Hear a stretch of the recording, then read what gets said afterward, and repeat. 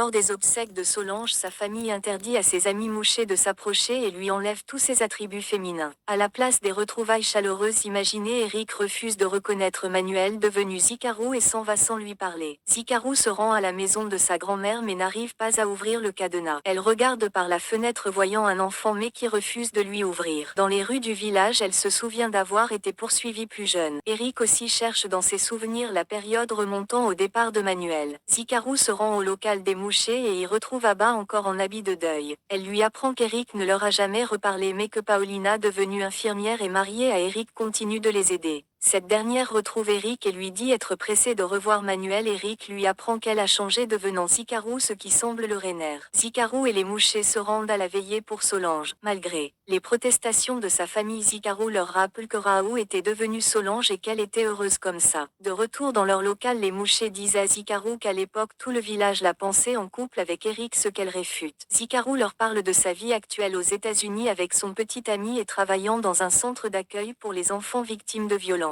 Paulina rend visite à Zikaru et lui raconte qu'Eric a repris le business familial des motos-taxis et n'a donc jamais quitté le village. Ses parents, eux, ont déménagé. Eric rend visite à sa mère qui lui dit que Manuel est venu au village mais Eric fait semblant en lui disant ne pas l'avoir vu. Zikaru dit à Paulina ne pas comprendre le comportement d'Eric en la voyant. Paulina lui demande de lui laisser du temps pour se faire à son changement et l'invite à dîner. Eric a le souvenir de demander chaque jour à Rafaela où est Manuel et s'il allait revenir, mais elle lui avait conseillé d'oublier qu'il existe car il ne reviendrait jamais. Zikaru revient à la maison de sa grand-mère et y revoit par la fenêtre l'enfant qui y vit seul. Ce dernier s'échappe lorsqu'elle lui parle. Elle décide d'aller poser plainte au commissariat pour le squat de la maison et y croise Braulio, le garçon qui l'a brutalisé à l'école, devenu policier, que l'accueille dans son bureau, mais Zikaru ne préfère pas rester. Zikaru se rend chez Paulina et Eric pour le dîner mais Eric se fait attendre, mais il arrive enfin et Paulina les incite à se retrouver pour parler au nom de leur forte amitié d'enfance. Zikaru lui demande ce qui ne va pas et s'excuse de ne pas avoir donné de nouvelles alors qu'il est l'une des seules personnes qui l'a soutenu, mais Eric lui assure que tout va bien même si c'est difficile de voir Manuel si différent. Zikaru qu'elle est toujours le Manuel qu'il a connu, mais Eric refuse de lui parler comme avant. À la fin du dîner, Paulina reproche à Eric son attitude en Zikaru qui a souffert et lui dit qu'il est devenu aussi fermé que son père. Dans la maison de Rafaela, un homme informe l'enfant qui y vit que Zikaru est le moucher propriétaire de la maison et interdit à l'enfant de lui parler. Braulio vient voir cet homme qui lui reproche de ne pas l'avoir prévenu que la maison avait un propriétaire. Le policier lui répond qu'ils ont un problème. Eric reçoit une lettre dont le contenu paraît le perturber.